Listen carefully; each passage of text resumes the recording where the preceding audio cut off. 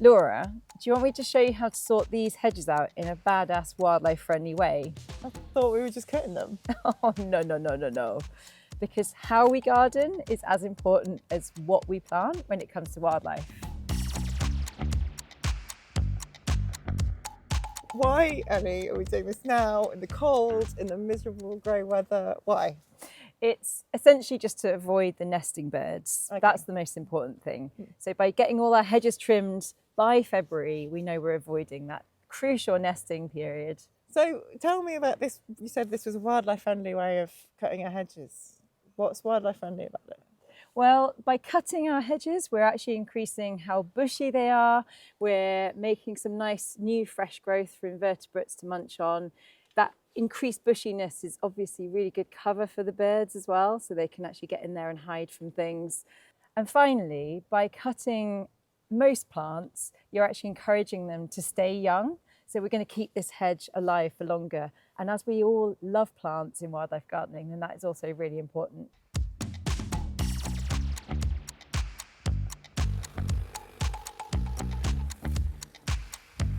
What I like to do with hedges like privet is to actually cut little bits off and sort of nibble away at the growth. Let that drop to the floor, and then at the end those bits are small enough that I can just rake them under the hedge, and then they can sit there and be a mulch. And that's a really good thing for feeding the plant, but also feeding all the soil life, which feeds all our birds. Another thing to consider is where your hedge actually meets a path that you're going to be using throughout the summer. So in these areas, don't be afraid to cut a bit harder, because you know this hedge is going to grow. It's probably going to block this path, but the harder you cut, the less likely, or the longer it's going to take before it actually blocks that path. And then in those areas over the summer, it's okay just to take hand shears and just give it a little trim just so that you can still get through. But yeah, by doing it now, we're not disturbing any birds because they're not nesting yet.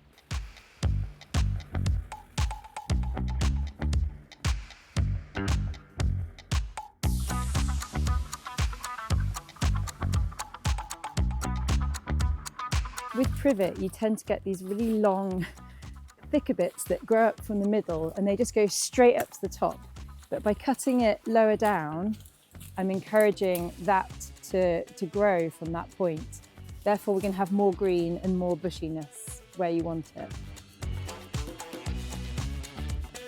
I'm just going to take handfuls of this cut privet and literally lay it on the ground at the base.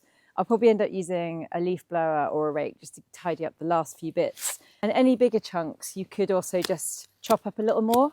And you can also leave them big, that's fine. But I just think that if you do want it to maybe look a bit neater and also rot down faster, then chopping it up is a really good idea. And the benefit of this, like I said, it's going to feed this privet, it's going to keep the soil nice and healthy. And it's no different to buying in wood chips to do exactly the same thing, except it hasn't cost you anything. And also you don't have to go to the tip with all this hedge waste. So everyone's a winner.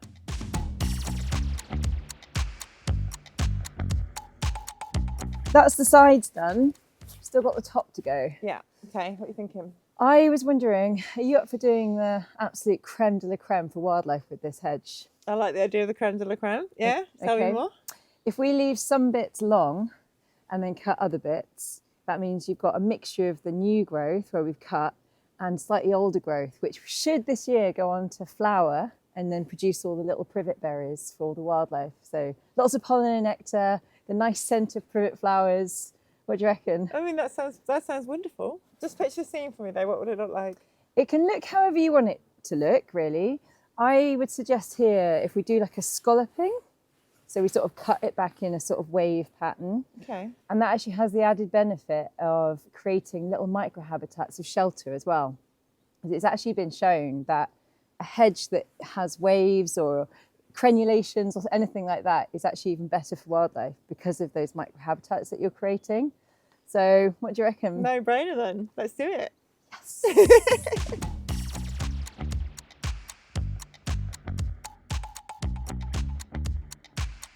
Okay, Laura, I've almost done cutting. What do you think, honestly? Honestly? Yeah.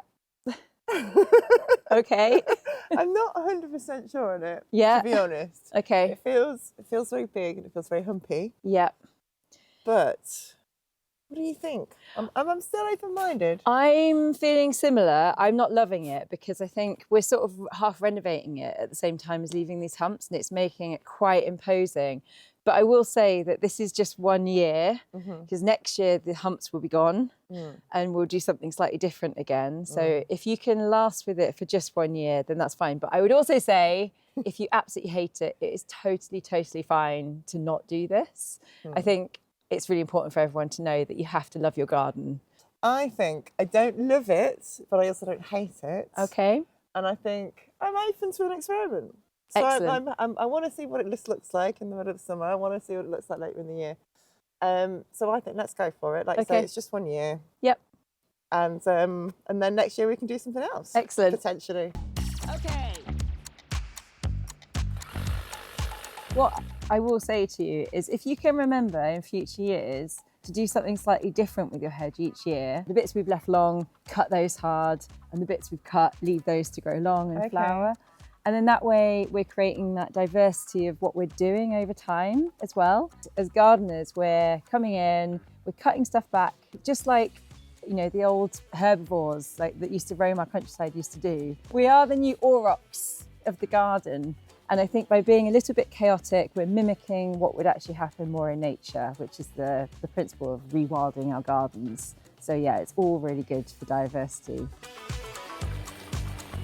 All right, Laura, I'm all done. Look at it. Yeah. I've got a humpy hedge. You've got a humpy hedge.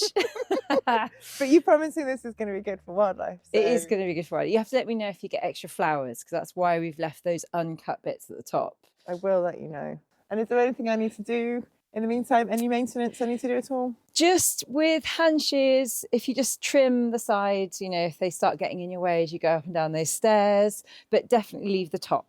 Yeah. And then I'll be back in a year's time to cut that harder. So, okay. Yeah. See you in a year. See you in a year. Bye.